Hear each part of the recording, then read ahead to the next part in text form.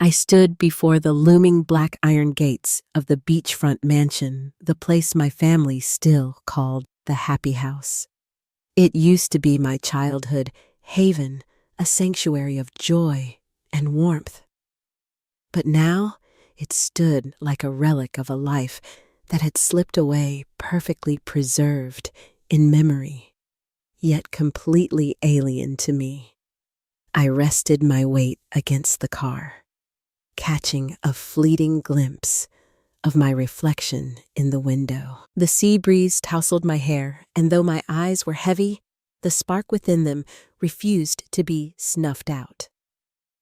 4 hours. I'd driven 4 hours to get here, hoping for something different this time. Hoping they might greet me with open arms instead of the cold, disdainful stares. "Wow, Allison, you actually made it!" The voice, sweet yet laced with mockery, came from my sister Madison, lounging by the backyard. She held a cocktail glass, her golden hair shimmering in the sun, surrounded by a small crowd of relatives and friends who eyed me with a mixture of curiosity and judgment. "Didn't think you'd show up?" Madison's smirk was venomous as her eyes traveled over me, scanning me from head to toe. "I figured you'd be busy doing something insignificant." I gripped the car keys, the heat of anger searing through my palms. It wasn't the first time I'd felt this way. The last time I'd set foot in this house, they laughed at me for losing my job. And now here I was again, my sister parading her designer dress, while I wore the same old jeans that were the only thing I could afford after paying my rent. My rent? I took a deep breath, trying to steady the rising tide of resentment. I stepped inside, and the sound of laughter echoed through the living room. My mother stood proudly at the center wine glass in hand, her eyes glued to Madison with admiration. My father stood beside her, his arm wrapped around Madison, his face radiating pride. "Look at this!" My mother boomed, her voice brimming with forced excitement. "Our wonderful daughter is now a manager." Her words felt like a slap, not even a glance spared for me. Madison giggled, her eyes glittering with smug satisfaction. "The company threw a celebration for me. Naturally, everyone was there except you." I swallowed hard, biting down on my lip to keep my voice even. "Mom, Dad, I just drove 4 hours to be here. Can I talk to you for a minute?" But my father's gaze remained detached, emotionless. "Can't you see Madison is talking about her new job?" He muttered, his voice dismissive. "Try not to ruin the moment." I stood there silent and invisible as the laughter of my family filled the air, clinking glasses in a celebratory toast for Madison. I felt like a ghost in my own home. Then Madison's voice cut through the noise. "Oh, Allison, I just remembered." She sashayed toward me, still clutching her cocktail glass. "Mom and Dad said I could stay in the apartment you're renting. After all, you don't need that much space." I frowned, confusion creeping in. "What do you mean?" Madison shrugged, a sly smile curling on her lips. "They think you should move out. You know I need the space for work." The words were a punch to the gut. "And they paid the deposit for that place?" My voice trembled with disbelief as I repeated the words. Madison's gaze softened just for a moment before she shot me a look that reeked of pity. "You're always so strong, Allison. You'll be fine." I wanted to scream to confront them, but I couldn't find my voice. My mother, stepping forward, her eyes as cold as steel, added, "Allison, you need to understand that Madison needs the apartment to focus on her new job, and you, well, you can manage on your own, right?" I stood there, frozen, my heart in my throat. They had paid the deposit, yes, but with money from my savings, the money I had spent 6 years painstakingly scraping together. They had promised to pay me back, but now they were taking it all away, as if it had never been mine to begin with. Madison glanced at me with feigned concern. "Don't worry, Allison. You'll figure it out. You always do." The lump in my throat grew thick and suffocating. I didn't recognize the people before me. They weren't family. They were strangers, dressed in fancy clothes, laughing at my sister's success without a single thought for me. The one they always called the disappointment, the one who never measured up. I turned on my heel and walked out of the mansion. The ocean wind hit my face, carrying the familiar scent of salt and a biting sting of betrayal. I looked up at the sky, taking a deep breath to hold the tears at bay. One question haunted me. Why was I always the one who had to sacrifice while they took and took, but deep down, I knew something had changed. This would be the last time they treated me like a disappointment. I had come here to say goodbye, and this time, I wasn't coming back. I drove back to the tiny apartment I had rented after losing my job. It was on the 7th floor of an old building with no elevator and a constant, musty smell. Not the life I had imagined at 33. Not after being the deputy financial director at a major company, but as the door clicked shut behind me, a strange calm washed over me. Here at least, I didn't have to watch Madison's smug grin or feel my mother's cold gaze. I tossed my keys onto the table and trudged to the kitchen to make a cup of coffee.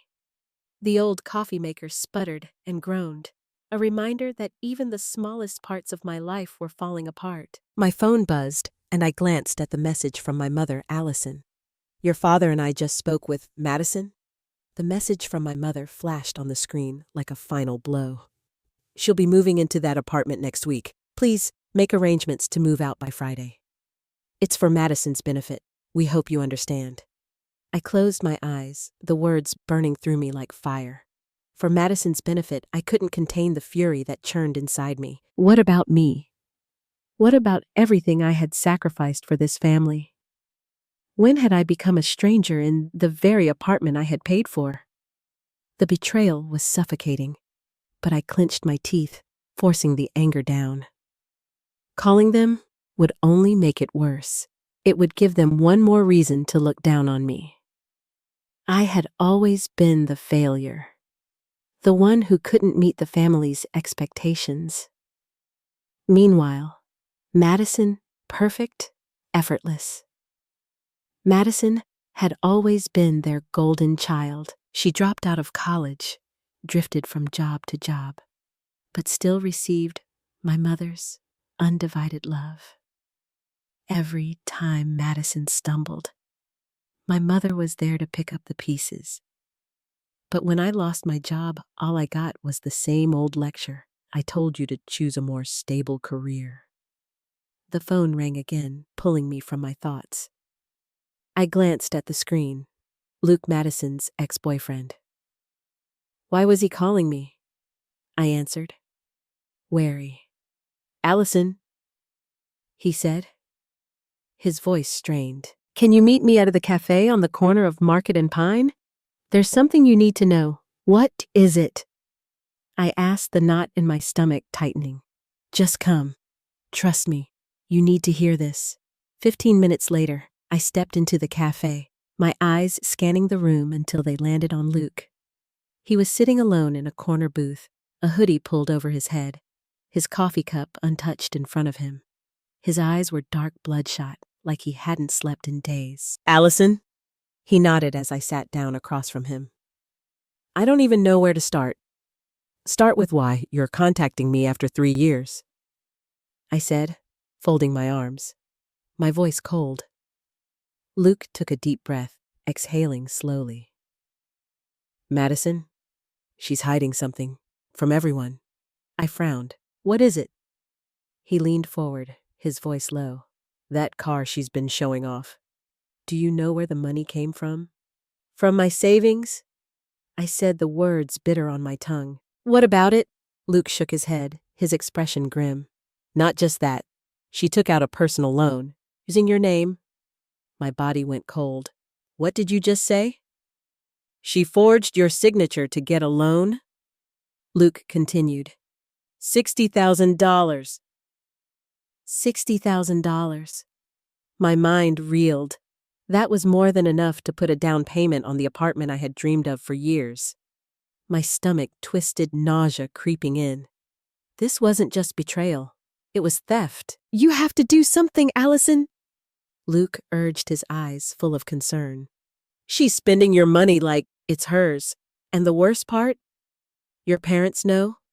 The world around me seemed to close in. They know.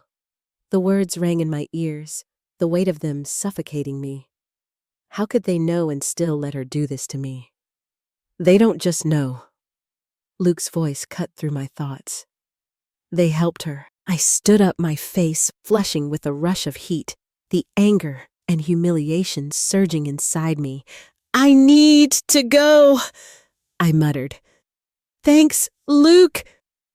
Be careful, he called after me, his voice strained with warning. Allison, she's not the person you used to know.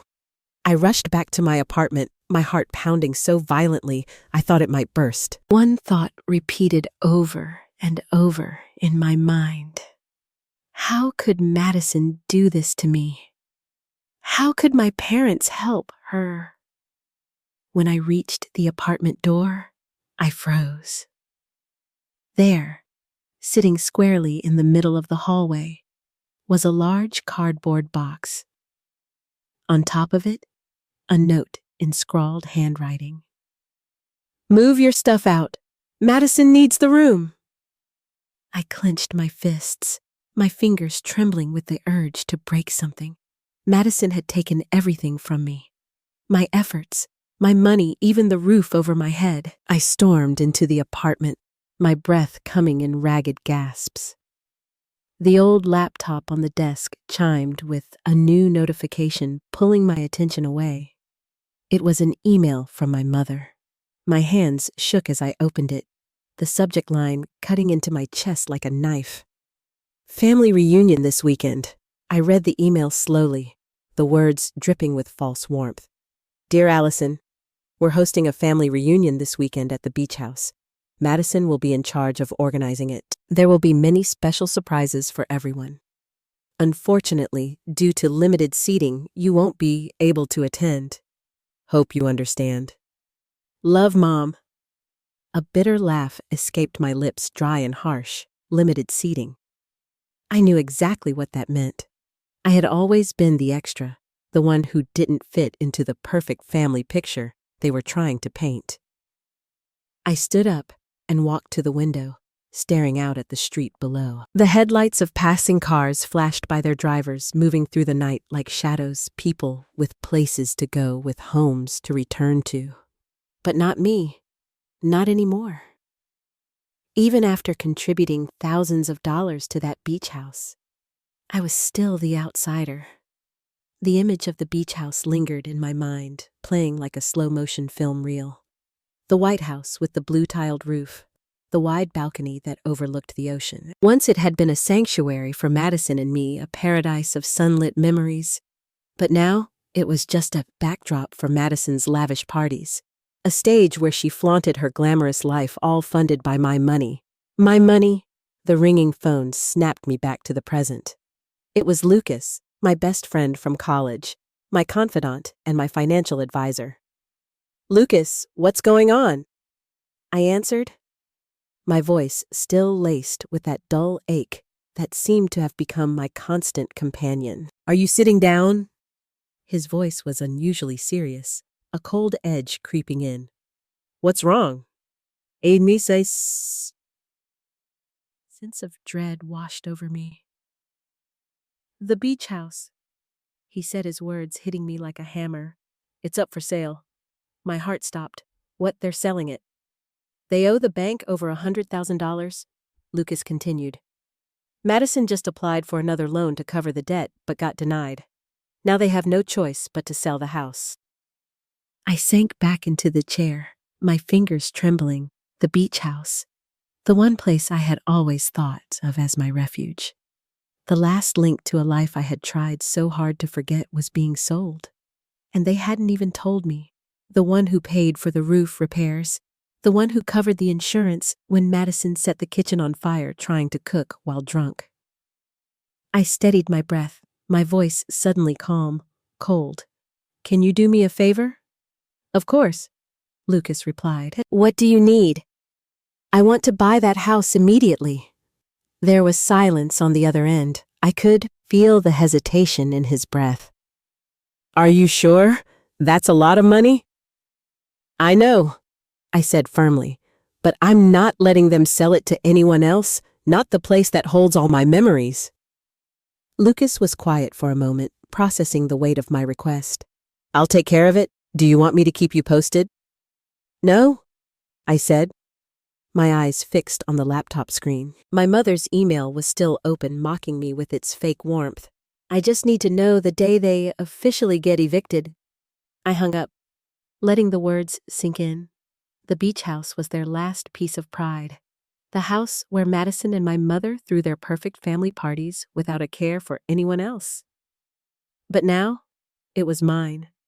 I would let them keep pretending, keep hosting their family gatherings, oblivious to the fact that I was the one holding the keys. I would let them think it was still theirs. 3 months later, I stood on the 32nd floor of Glassview Tower, the headquarters of Westfield & Co., looking out at the city of Los Angeles. The golden sun bathed the skyline, casting long shadows over the streets below. A strange feeling rose in my chest, the feeling of standing at the top, but still not quite believing it was real. 3 months ago, I had been jobless, a nobody. My family had looked down on me. I'd been pushed out of my apartment by my own sister. But now, I was the international vice president of Westfield & Co. The same company I had just helped secure a merger deal worth over $150 million with Richardson Financial Group. This wasn't just any merger, it had brought millions of dollars into my company. But it had also cemented my place in the financial industry, an industry my family had never thought I could succeed in.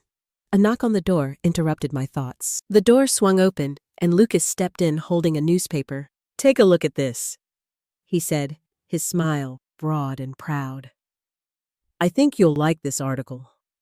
He placed the newspaper on the table in front of me. The headline hit me like a lightning bolt. Allison Blake, the woman who changed the financial landscape of Westfield & Co. The words blurred in my vision for a moment, the weight of them crashing down on me. It was happening. I had finally become the person I was always meant to be. It was a photo of me shaking hands with the senior executives of Richardson. My smile confident, my face glowing under the spotlight. The headline beside it gleamed with triumph. Allison Blake, the woman who changed the financial landscape of Westfield & Co. I couldn't believe it. My voice escaped in a whisper. I can't believe it. Everything happened so fast. You did it, Allison, Lucas said, sitting across from me, his expression serious but proud. Now everyone has to recognize it. I nodded, my eyes still fixed on the newspaper. The weight of it, the culmination of years of struggle, was overwhelming. But as I stared at the photo, the image of my family flashed across my mind. My mother, Madison, their faces once full of scorn and disbelief, now seemed so far away. They had always seen me as a failure, someone incapable of achieving anything substantial. But now, what would they say when they saw my face on the cover of a top financial magazine? I just got a call from a TV station, Lucas said, leaning forward, a hint of excitement in his voice. They want you to do an interview about the Richardson merger and your upcoming plans in Hong Kong. I looked up, my heart skipping a beat. Hong Kong. Lucas smiled. Didn't you hear? The board just approved your new position as International VP. The new headquarters will be based in Hong Kong, and you'll be managing the entire Asia-Pacific region. Hong Kong, the city of lights of endless opportunities, the city I had once dreamed of working in but never imagined I'd be in such a high-ranking position. My pulse quickened at the thought. You deserve this, Lucas said, placing a reassuring hand on my shoulder. But before you head to Hong Kong, I think you should see this. Lucas pulled out his phone, tapped a few buttons, and handed it to me. On the screen, a live video stream from the beach house played. Madison stood in the middle of the living room holding a wine glass, her shrill laughter echoing through the video. "Everyone," she announced to the crowd, "let's raise a glass to me. Today I officially became the new business director of the family company."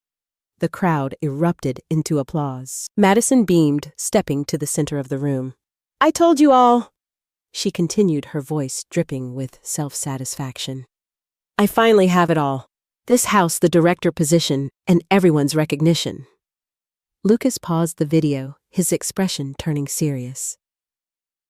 "They have no idea you bought that house, do they?" I gave him a half smile. "No, and I don't plan on telling them, not yet." Lucas tilted his head, a hint of curiosity in his eyes. "So when are you going to reveal the truth?" I turned my gaze to the expansive view outside the window. "I'm going to wait until everyone's settled in Hong Kong. Then I'll send the official notice. When they find out that the house they were so proud of actually belongs to me, I want to be there to see their faces." Lucas raised an eyebrow, visibly surprised. "You've really changed, Allison. From the girl they trampled on to a strong, ruthless businesswoman." "No," I said, my eyes still locked on the skyline. "I'm still. Allison, I've just learned to fight back instead of bowing down." At that moment, my phone rang. An unfamiliar number flashed on the screen. "Hello?" I answered. "Allison." My mother's voice trembled through the line, desperation thick in her tone. "I just read the article about you. Is it true? Are you really the international vice president at Westfield & Co.?" A bitter laugh escaped me. Each word from her felt like a knife slicing through my chest. "Yes, Mom. Now you finally see the truth, don't you?" There was silence on the other end, a long, painful pause. Then she spoke again, her voice shaking. "Allison, can you help Madison? She's in serious trouble." My grip on the phone tightened, my breathing quickening. Help Madison. The same Madison who had stolen my apartment, drained my savings, and flaunted the beach house as if it were hers. The same Madison who had pushed me out of my own life. "Are you still there?" My mother's voice cut through my thoughts. I closed my eyes, taking a deep breath. This was it, the moment I had been waiting for.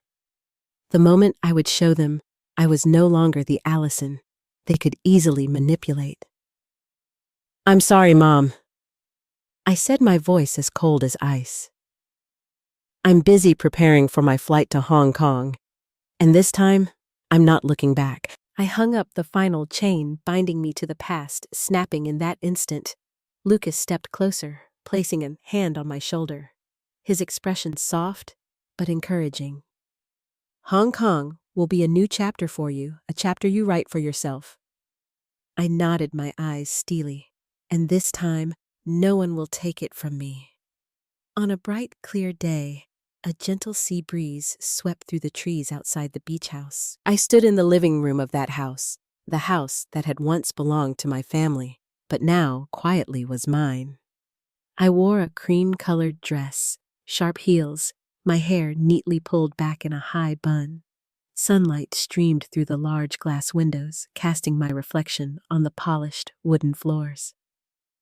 I adjusted the pearl necklace around my neck. A gift I had bought for myself after the Hong Kong deal had been a smashing success. The sound of car horns echoed from the driveway and my heart pounded. But my face remained calm. They were here. I walked to the door, opened it, and greeted them with a radiant smile. Madison was the first to step in, dragging a massive suitcase behind her, her face beaming as if she were still the queen of this house. "Sis?" She chirped, her eyes wide in mock surprise when she saw me. "You're here for the reunion, too." I tilted my head, a sly smile forming. "Oh, of course. I had to be here to welcome everyone." Before Madison could respond, my parents walked in. My mother was wrapped in her favorite faux fur coat, her eyes scanning every inch of the house as if she were inspecting her territory. My father trailed behind her, his expression weary and tired. Allison. My mother's voice was laced with confusion. Why are you here? I repeated her question, my tone calm, almost soothing. Why am I here? I'm just here to welcome the special guests of the day. Madison frowned, her brows furrowing in disbelief. What are you talking about? This is my house. I let out a soft, almost pitying laugh. Your house. I pulled a folder from my coat pocket, holding it up for them to see. This is the new ownership certificate for this house. It was transferred 3 months ago. The new owner is me. For a long moment, they stood frozen, their eyes wide with disbelief. Madison stared at the papers in my hand, her lips moving as if trying to form words. You bought this house, she stammered. With the money you stole from me, I said, locking eyes with her. When you took my apartment, when you drained my savings, the money I spent 6 years working for, I decided I wasn't going to just sit back and let it happen. And this is the result. My mother shook her head, her eyes glistening with tears. Allison, you can't do this to your family. This house is where we made all our childhood memories. How could you? I stepped closer to her, my voice low and cold. Oh, you want to talk about childhood memories? Our faces were inches apart now. Do you remember the mornings I woke up at 5 to make breakfast for Madison? Or the times I had to take days off work to babysit her when she was unemployed and drunk? My mother fell silent, her gaze dropping to the floor, unable to meet my eyes. I turned to my father, the man I once thought would protect me, no matter what. Dad, I said, my voice trembling with a mix of sorrow and anger. Do you remember the last time you called me a daughter to be proud of? Or do you only remember Madison, your perfect little princess? My father clenched his jaw, not saying a word. Madison's hands balled into fists, her face flushing red with fury. What are you trying to prove, Allison? Do you think, just because you have some money now, you can come back here and humiliate me? I arched an eyebrow. Humiliate you? You think this is humiliation? I shook my head. You don't know what humiliation is yet. I walked toward the kitchen counter, pulling out another stack of papers and placing them on the table in front of them. These are reservations for suites at the 5-star hotel downtown. All rooms are ready for you to host this year's family reunion. My mother's eyes widened. Hotel? Why do we need to go to a hotel? This is our house. Your house? I sneered, my voice dripping with disdain. No, this is my house, and today I'm not in the mood to host any family reunion here. If you want to keep partying, the 5-star hotel is the perfect choice. Madison stormed up to me, her eyes blazing with fury. You're a monster. How long have you been planning this? Since the day you took my apartment, I said, my voice icy. And you know what, Madison? I leaned in, my eyes unwavering. This is just the beginning. Madison clenched her fists, her face turning crimson with rage. You'll pay for this. I swear you will. I didn't flinch. I've already paid more than enough, Madison, I said, my gaze unyielding. Now it's your turn. Outside the window, the waves crashed against the shore in powerful, relentless surges.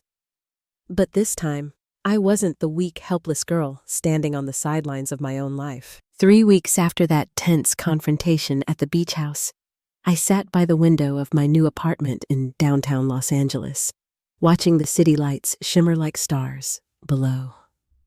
The beach house was now rented out, bringing in a steady income. I no longer felt the need to hold on to it. It was just a piece of the past that I was determined to leave behind. My phone rang, and I glanced at the screen. It was my mother's number. I stared at the screen for a long time. Since that day, she hadn't called. Neither had Madison. It was as if they both had decided I no longer existed. Finally, I picked up. Hello? Allison. My mother's voice trembled, laced with desperation. I just read the article about you. Is it true? Are you really the international vice president at Westfield & Co.? I let out a bitter laugh, each word from her slicing through my chest. Yes, Mom. Now you finally see the truth, don't you? There was a long silence on the other end, the tension hanging thick in the air. I thought she'd hung up. But then she spoke again, her voice shaking. Allison, can you help Madison? She's in serious trouble. I gripped the phone, my breath quickening. Help Madison. The same Madison who had stolen my apartment, drained my savings, and thrown parties in the house I had paid for. The same Madison who had never thought twice about using me. Are you still there? My mother's voice cut through the storm of my thoughts. I closed my eyes, taking a deep breath. This was the moment I had been waiting for. The moment I would show them that I was no longer the Allison they could easily take advantage of. I'm sorry, Mom.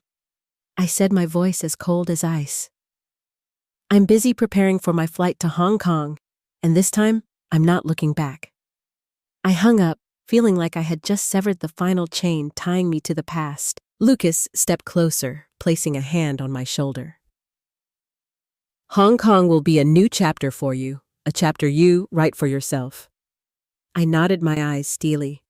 And this time, no one will take it from me. On a bright, clear day, a gentle sea breeze swept through the trees outside the beach house. I stood in the living room of that house, the house that had once belonged to my family, but now quietly was mine. I wore a cream-colored dress, sharp heels, my hair neatly pulled back in a high bun. Sunlight streamed through the large glass windows, casting my reflection onto the polished wooden floors.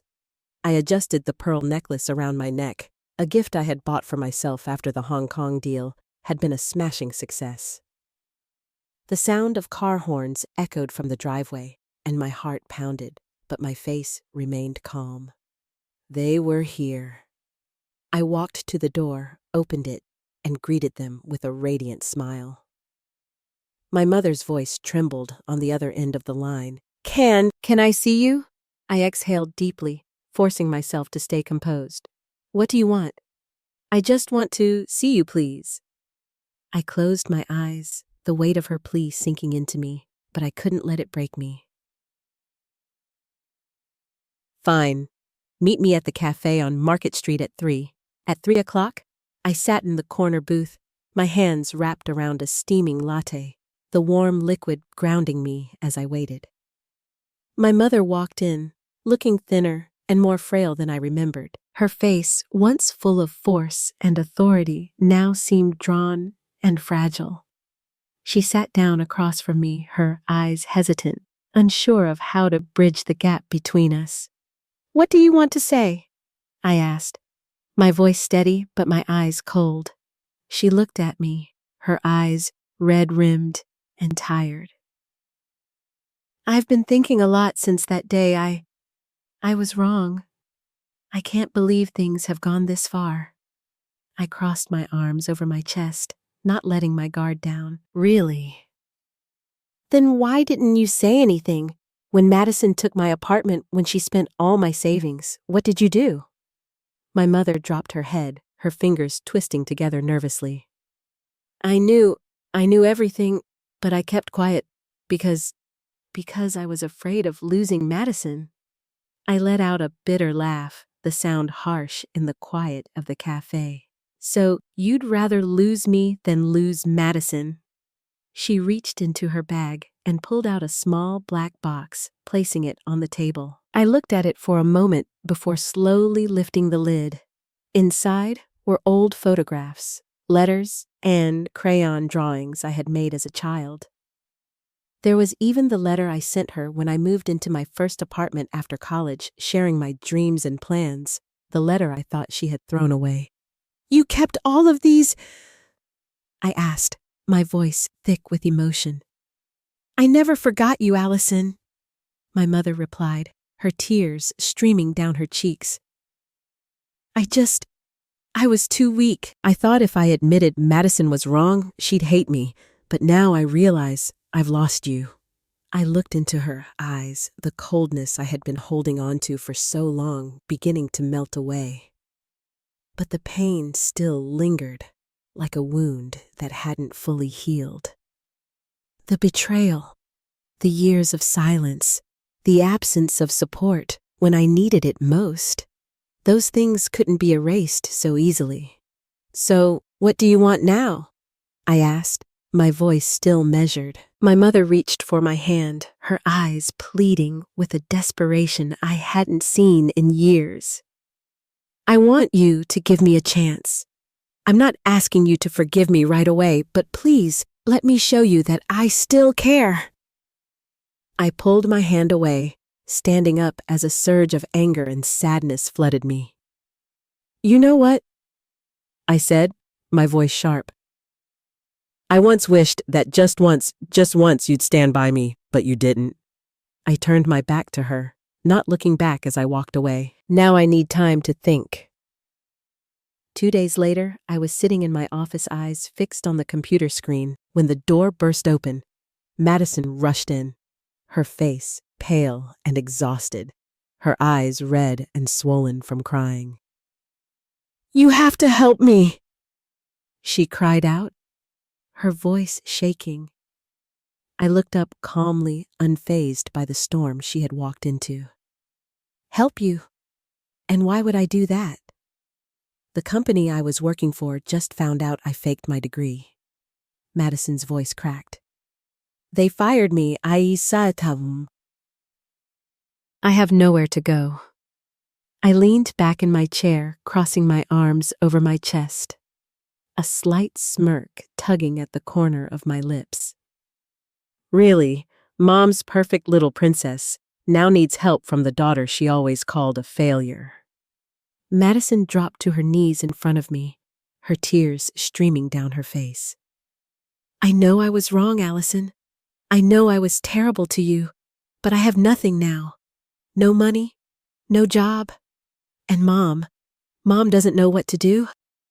I looked down at her, at the sister who had stolen my apartment, humiliated me in front of everyone, and now, in her desperation, was begging for my help.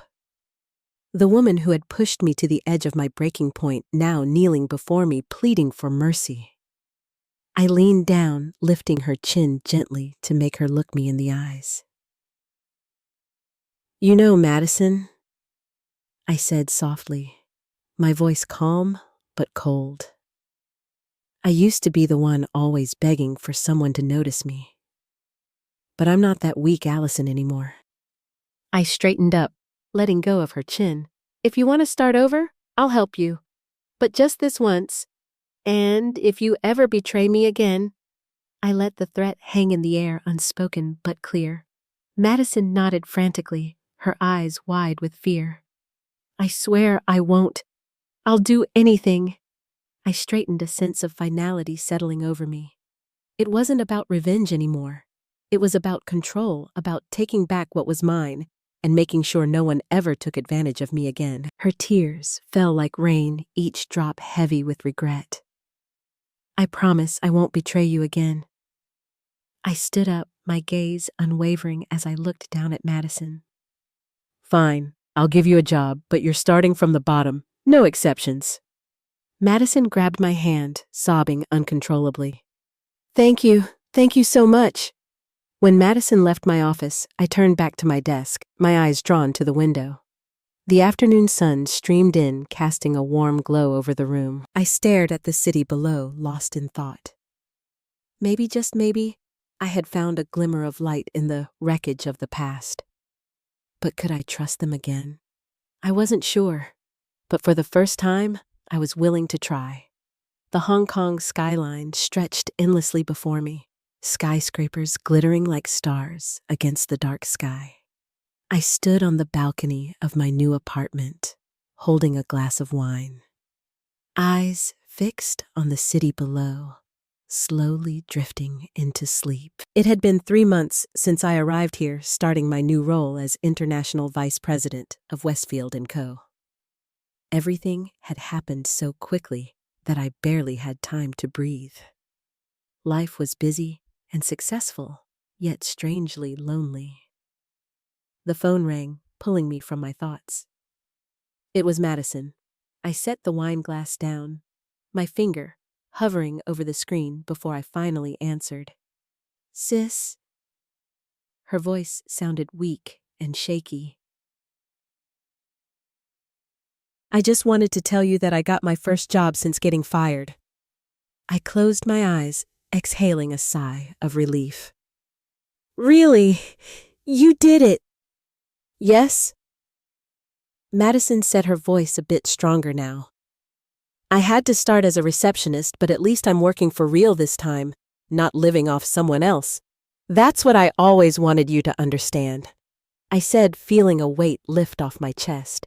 "You're growing up, Madison?" Madison fell silent for a moment, her vulnerability clear in the quiet between us. "Sis, are you still angry at me?" I looked out at the vast cityscape, the lights flickering in the distance. "You know, Madison, forgiveness isn't easy. I was furious with you, but holding on to that anger only made me more exhausted." "So, I'll forgive you," I said, my voice steady, but with conditions. "What conditions?" Madison asked, her voice tense. "You have to stand on your own 2 feet," I said firmly. "No more asking Mom for money, no more relying on anyone else. You have to support yourself, and if you can do that, my door will always be open for you." Madison began to cry, her sobs breaking through the silence. "I understand I won't let you down." I nodded, but I said nothing more. Though I had forgiven her, my trust was still far from restored. The next day, as I was going through financial reports on my computer screen, there was a knock at the door. "Come in," I said, not looking up. The door opened, and my mother walked in.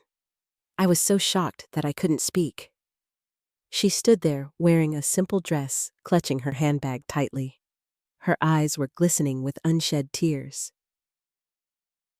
"Allison," she said softly, her voice barely above a whisper. "I know you're busy, but I need to talk to you." "You flew all the way from Los Angeles?"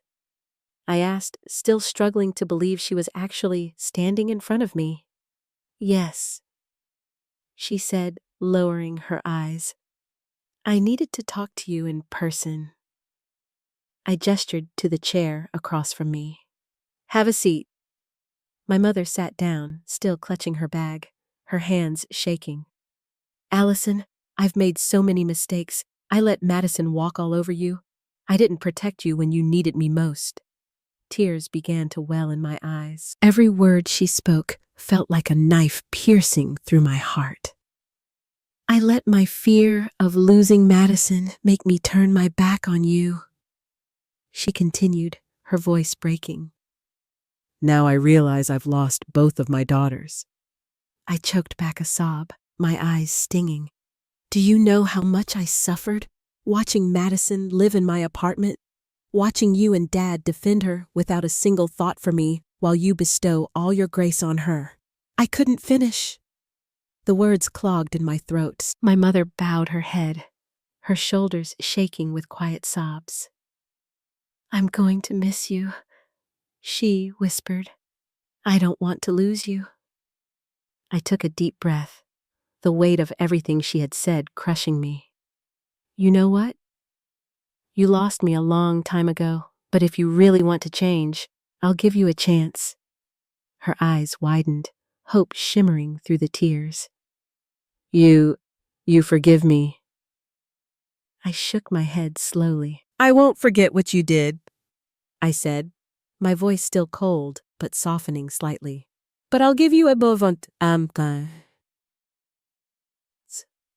And with that, the door to something new, fragile, and uncertain was left slightly ajar. "But I'll open the door for you to step back in," I said quietly. "The rest is up to you, whether you're strong enough to rebuild what you broke." My mother nodded, tears streaming down her face. "I will try, I promise." I stood up and walked over to her, pulling her into a hug. She held on to me as if afraid I might vanish at any moment. In that moment, I felt the warmth I had been longing for all these years. The warmth of something real, something that wasn't just a memory. That evening, I sat on the balcony of my apartment, gazing up at the night sky, a sea of stars above me. My phone buzzed, pulling me back to reality. It was Madison. "I just sent you a picture of my new apartment. I'm paying the rent myself. I hope that one day I can invite you over." I looked at the photo. It was a small but tidy apartment. Madison stood by the window, smiling, the light from the room casting a warm glow on her face. I smiled and typed back, "I'll be waiting for that day." I put my phone down, closed my eyes, and took a deep breath. From here in Hong Kong, I was beginning a new chapter. No longer the weak Allison, no longer the abandoned girl. But I would still keep the door open for Madison, for my mother, and for anyone who truly wanted to change. Because I'd learned that forgiveness isn't about forgetting the past. It's about opening your heart to something better. And this time, I was ready. My apartment in Hong Kong was now fully furnished. The wide glass walls opened up to a view of the glittering Victoria Harbor below. Inside the living room was neatly arranged with a modern gray sofa, an abstract painting I had just bought the week before hanging on the wall. I sat in the chair holding a cup of hot tea. My eyes following the boats, drifting lazily on the water. Everything was perfect, at least on the outside. But inside, I still felt an invisible void, like something hadn't quite been filled. My phone buzzed again. Another message from Madison. "I just got hired as a marketing assistant. I did the application myself without anyone's help. I've changed, sis."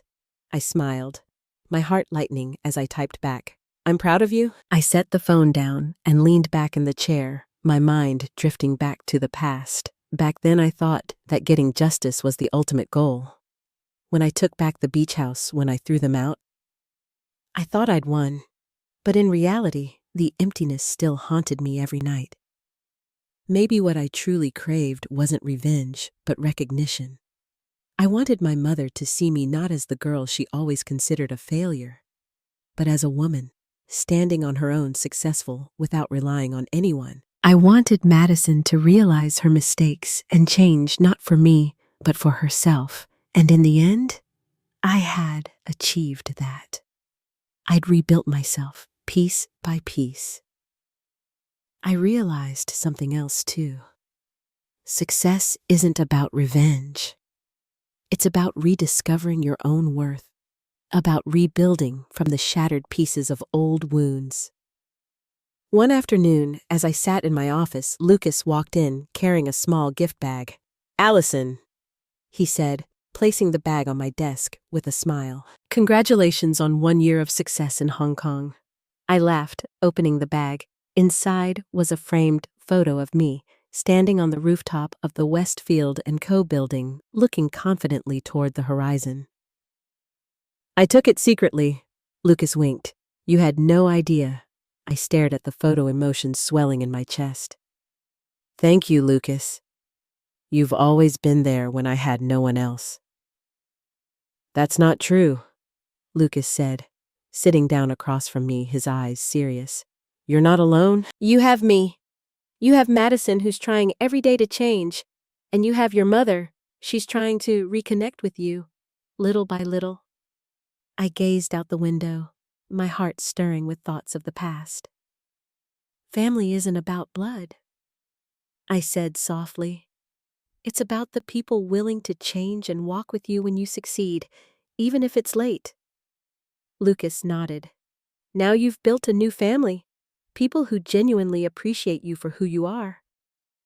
That night, I returned to my apartment and opened the box my mother had given me before she returned to Los Angeles. Inside were old keepsakes, the letter I'd written to her when I got accepted to college, a drawing Madison had made for me when we were kids, and the bracelet my father had given me on my 18th birthday.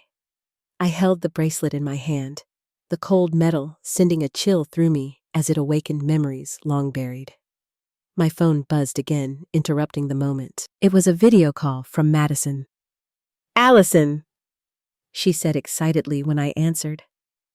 She was sitting on the old couch in her new rented apartment, surrounded by unpacked boxes.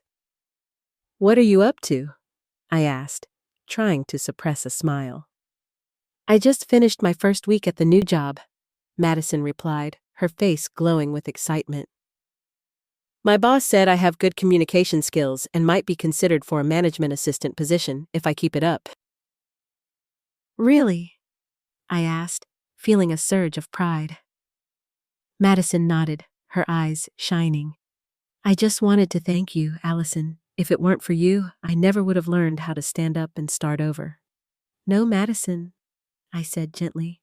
"You did that yourself. I just helped you see your own strength." Madison was silent for a moment, and then she spoke softly. "I miss you, Allison. I hope one day we can sit down, have tea, and talk like real sisters."